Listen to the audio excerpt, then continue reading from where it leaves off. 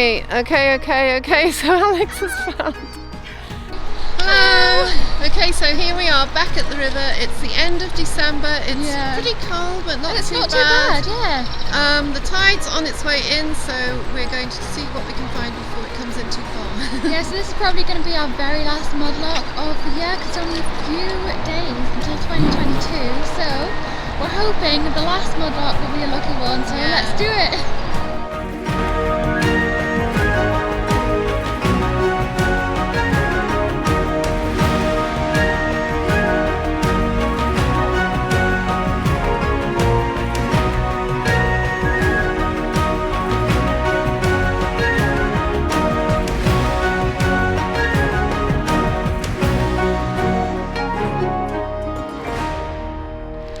Cheeky little pipe bowl down here on the waterline. It's just plain, but it's a nice one. Oh, broken pipe. And the tide is coming in, but it is quite low. I can see loads of things in that water down there, but I haven't got my wellies on today. So that's frustrating. Oh, what's that? Hello. Oh, that's weird. What's this thing? Oh, I don't know. Some kind of strange brass thing with a hook on it. Oh wait, is it off scales? Oh, I don't know. Anyway, I haven't had a chance to have a closer look up at this. I just found down there some kind of like glass cabochon or lens of something. But that's really cool because I can use it for just that. A cabochon for a ring or a necklace or something. As soon as Alex picked this up, she instinctively thought it was off a set of hand scales. After some research, it seems she could be right. Here it is straightened up, and it really does look like the top part of some hand scales. The part is called the knife edge, and from it hung the cross piece known as the beam. From this, two little pans hung. Many versions of hand scales were used from ancient times right up to the end of the 19th century, when their use began to fall out of favour. Okay, so my first find is this piece of cup, and it's got some sort of oriental scene on it with this lovely bridge. Oh no! No! I just snapped it! Oh no, it must have been cracked. Oh well, I'll keep the two pieces and I'll stick them back together. And down here, can you spot it? It's a cod marble. Oh my god.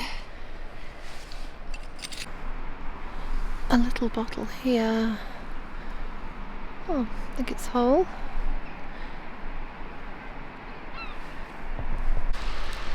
Found one little clay ball, and down in the water I can see another one.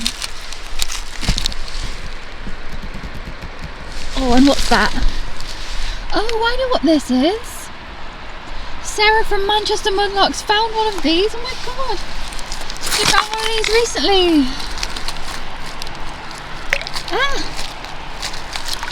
Oh look, how cool is that? Apparently it is a bird feeder. Oh, that's cool. That is really cool. I love that. I know what that is thanks to Sarah. Brilliant. We learnt from Sarah of Manchester Mudlarks that this cute little pot is a bird feeder from a Victorian bird cage. It's very crudely made, so we imagine it came out of a little wooden cage, perhaps for a canary or a sparrow. We do know there are a lot of coal mines in the area. Could it have been for the coal miner's canary, taken deep down into the mines? Spotted something a bit weird down here. I have no idea what it is. What is that? Looks like the end of a ray gun. I have no idea. Of some kind of fancy ornament or something? I don't know. What's that? Oh, melted bottle. But yeah, that's really weird and I quite like it actually. Might be one of next year's Christmas decorations. Okay, I just noticed some really funky glass down here. And I recognise it, but I can't remember what it's called. It's like spatter, it's like... Oh, it's got a puntal mark there, look. How weird. I might take that, actually. Might be able to use that in something, but that's really weird glass. This beautiful fragment of glass will be perfect to reuse in our jewellery creations. It bears a pontal scar, which shows it was hand-blown, and the textured surface was achieved when the molten glass was rolled in frit, a ground-up coloured glass. It would have been hand-shaped, or, in this case, blown into a mould with a hobnail pattern, further emphasising the rough texture. After some research, we believe it's possible it was produced by the Dugan Glass Company of Indiana, Pennsylvania, USA. The company operated under this name between 1905 and 1913 and produced carnival glass and frit glass imitating the Venetian glass which was popular at the time.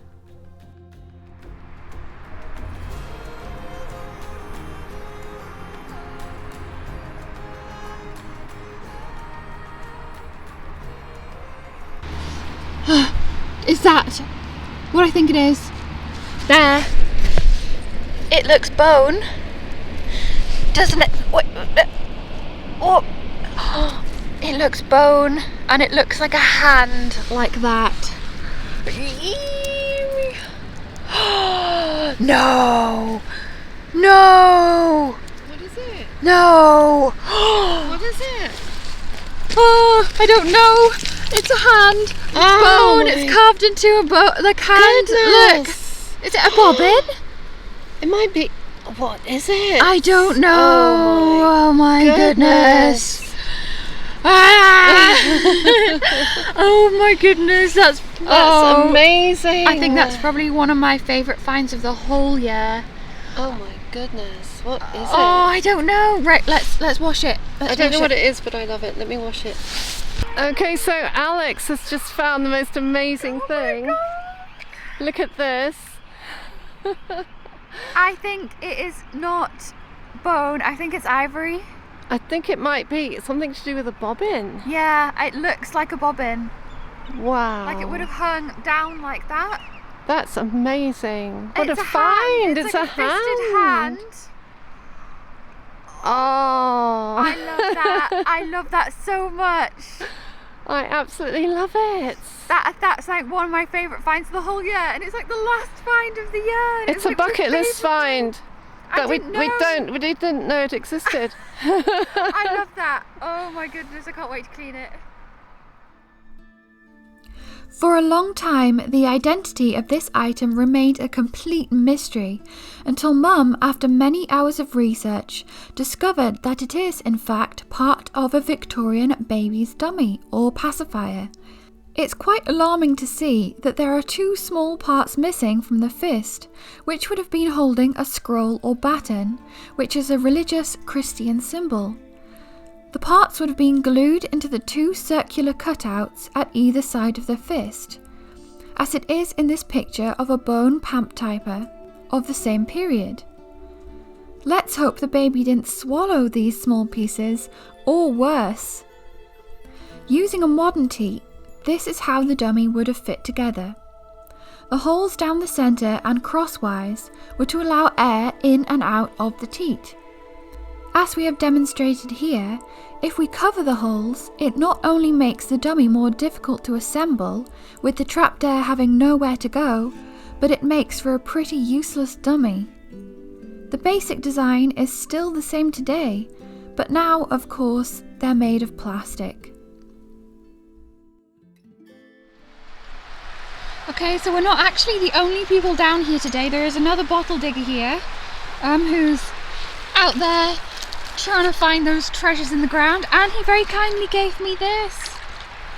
How cool is that? It's a little figurine. It's like a little boy dressed as a sailor, and he's drinking out of a golden flask. How cool is that? This looks like a piece of So that was very kind of him. He doesn't want to be on camera, but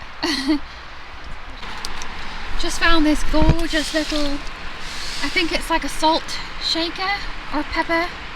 And look, it is cut glass and it is actually gilded in the recessed parts of it, in those crosses. It is chipped on top, sadly. That is such a shame because that is so pretty. But I think we're going to take it anyway. If you ground that top off flat, then you might be able to use it for something. Yeah, I think I'll take it. I can't help it. Anyway, I found something else up here. And it very much looks like a pipe bowl, so let's have a look, see if there's anything on it. No, there's not. It's a plain pipe bowl, but a pipe bowl nonetheless. Okay, down here in the water, I spot what looks like a little tiny pipe bowl. Oh, it's cute. It's got kind of decoration on either side of it.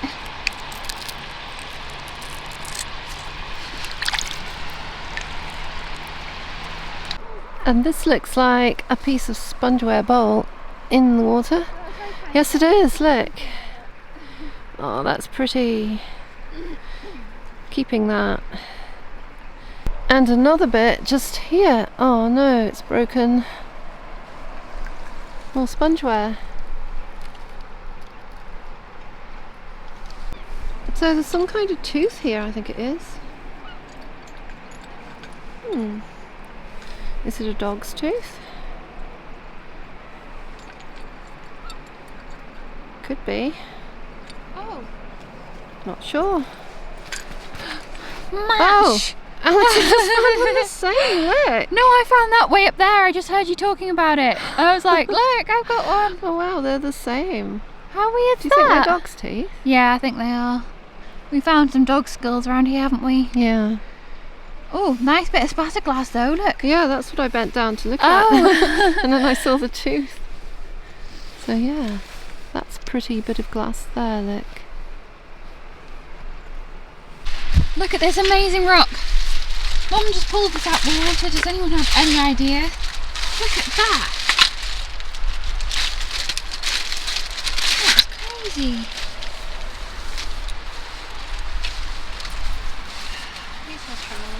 It's beautiful.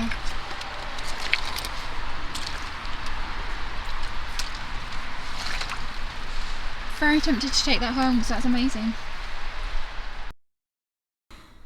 It's no secret we're partial to an interesting rock.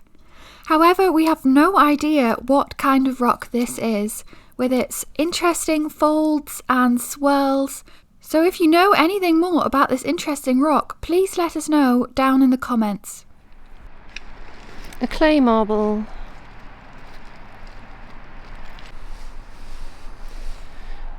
Little bottle here. Oh, looks like it's got an anchor on the bottom.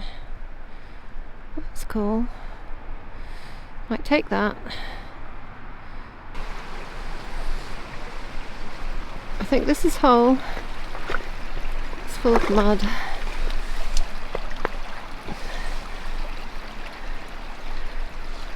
Yeah, it looks pretty much whole. I'll keep that.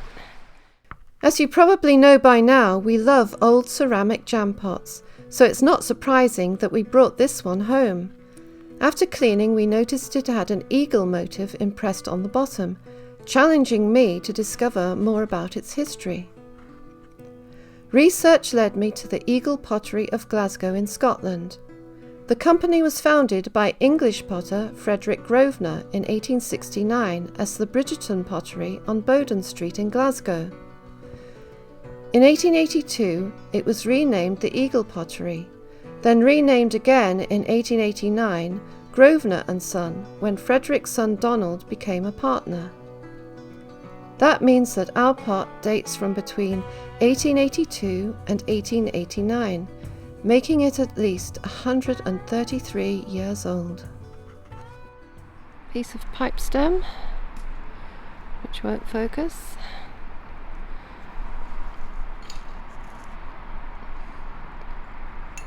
the meat something. The meat something.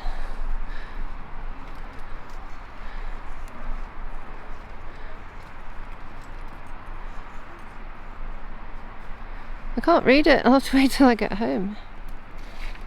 It's interesting. It's different. I think Alex has just fallen over. Alex just spotted this. Little stoneware something. Is it whole? Oh, it is! Oh, it is! Yay! A little stoneware Oh, ink. that's cute. Oh, it probably has some little fingerprints on there as well. Yeah, I love that. That's cute, isn't it?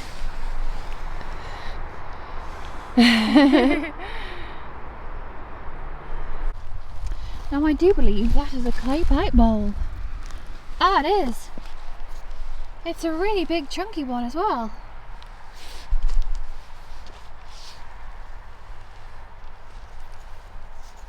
Huge. And something else down here that I thought was quite cool. It's a cog. Some kind of cog. It's like made of wood or something. That's not metal. It's really surprised light. you found that. It's incognito. Very funny. Yeah, that's strange. I'm not sure what that's made of. Might take it, might not. The material this cog is made from is proving to be a bit of a mystery. At first glance, it looks like wood. It's a bit lighter in weight than wood, and on closer inspection, it appears to be made up of compressed fibres, almost like cloth. Could it be an early form of fiberglass? If you have any ideas, we would love you to post them in the comments below.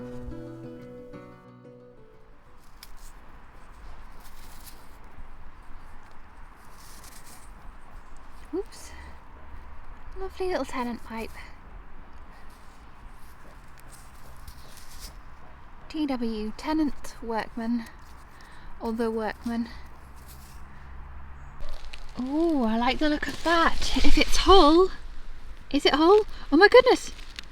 Oh, it is whole! Oh, it's such a cutie. Oh, the cutest little stoneware. Little penny ink, salt glazed stoneware. That's tiny. I don't even know if it was ink. Oh, that's so cute. I love stoneware. Stoneware is just so pretty. I love it. It's so gorgeous. Oh, that's a cheeky ink bottle. Let's have a look. Oh, it's almost whole. It's almost whole, except it's a bit chipped on the lip. It's a little pen rest ink. Oh, I think I might leave that behind because we've got quite a few of these that are whole. There's the bottom of a bottle sticking up there. Oh, that's quite cute. Cute little bottle. I might take that. And I've just spotted a little blue bead. It's so small, but it's so lovely. Cute little bottle down here. Looks like a lovely aqua colour. Oh, that is a nice It is, colour. isn't it? It's got quite a wide mouth. I love that. That's Glass lovely. lip. Yeah, that's a nice little one, isn't it? Yeah. See a random brass or metal thing down here that looks really interesting. Look at that. Oh, it's a picture hook. Ah, we found a few of these.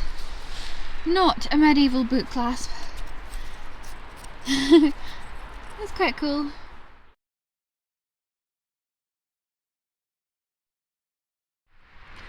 Okay, so I have to confess something.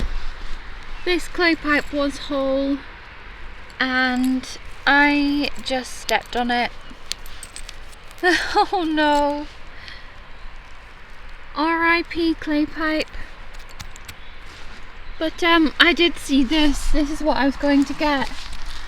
Look, it's a little pen rest ink. Oh, well, it's whole at least. And it looks like a beautiful colour. Wow, look at that. Oh, well, maybe that makes up for my crushed pipe ball. Sorry, pipe. Okay, so I just spotted this figurine and I recognise it already, but I'm going to get Mum to pick it out. Do you recognise her? Do you recognise her? You're kidding me. I know. No way. You are actually kidding me. Exactly the same little lady. Oh, she's exactly the same as the one we just found. You're actually kidding me. What on earth? Isn't that crazy? That is absolutely crazy. That is actually ridiculous. She's bigger. Our other bigger. one is like that big. Yeah. So she's like the big sister. But otherwise identical. And she's standing on something. Yeah, just had It something looks like next it's to it broken. here. Oh, it couldn't have been a man figure. Maybe there was a man and a woman. But what? What are the chances? She's eating something out of a basket. Maybe it was Hansel and Gretel or something like that. Yeah. That's mad. You're probably wondering why we got so excited when we found this little figurine. And the reason is that we had found an almost identical smaller one 2 weeks earlier at the Field of Dreams. Since finding them both and doing more research, we discovered that they are in fact Victorian figurines of Little Red Riding Hood, and she would have had a wolf at her feet. The seeds of the story of Red Riding Hood were sown far back in the mists of history, with tales of sacrificial virgins from ancient Greece and Rome, mythical stories of the Norse gods, and the legends of North Africa and East Asia. The story as we know it today evolved from the folk tales of medieval Europe. The earliest known printed version is from Charles Perrault's collection, Tales and Stories of the Past with Morals, Tales of Mother Goose, published in Paris in 1697. This more sinister version ends with Red Riding Hood getting into bed with the wolf, where she is presumably eaten. The story gained huge popularity in the 19th century when it was retold by the German brothers Jakob and Wilhelm Grimm, in which Red Riding Hood and her grandmother are cut alive from the stomach of the wolf while he sleeps by a passing woodsman. Some earlier versions have Red Riding Hood tricking the wolf and making her escape. There are many versions of the tale of Little Red Riding Hood. Stay to the end to hear my version of this timeless story.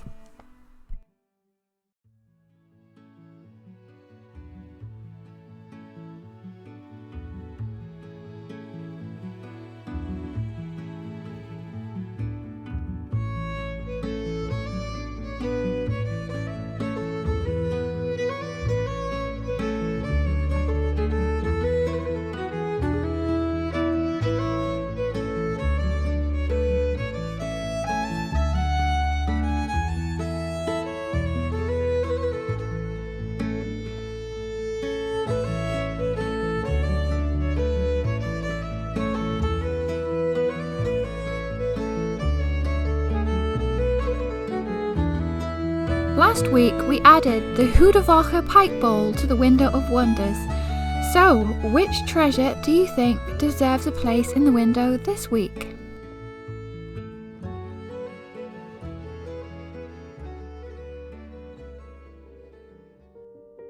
Little Red Riding Hood by Gail Hildreth. Down the path and into the wood, danger awaits Little Red Riding Hood. To Grandma's cottage it isn't too far, she tells herself singing fa-la-la-la. With basket in hand, eyes wide with fear, something feels wrong as she draws near. The door is ajar, it's never that way. Grandma, are you there? She struggles to say. Grandma's in bed, but this can't be right. Her voice is too deep, her teeth long and bright. Come closer, says Grandma, and give me a kiss. There's nothing to fear. Nothing's amiss. But as Red bends closer, Grandma's mouth opens wide, and deep down inside her is... Grandma? Still alive? You've eaten my grandma, you horrible beast! And she hits him with her basket till he throws up his feast. Now the wolf sees Red is determined to fight for all that she loves and all that is right. And when Grandma joins in, he jumps to his feet and out of the cottage makes a hasty retreat. Grandma and Red never saw him again. He'd gone slinking back to his miserable den. Maybe next time the wolf would think twice before attacking his neighbour, because that's just not nice.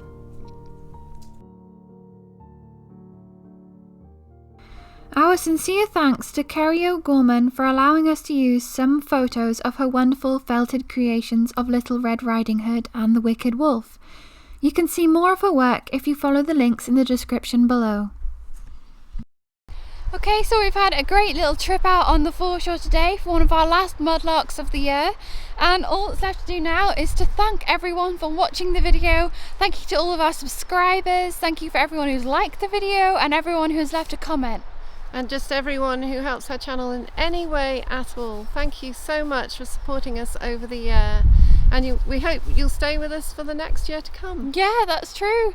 And thank you to everyone who's helped our channel in any way. We really, really appreciate it. And we'll see you again next week. Sunday. Bye. Bye.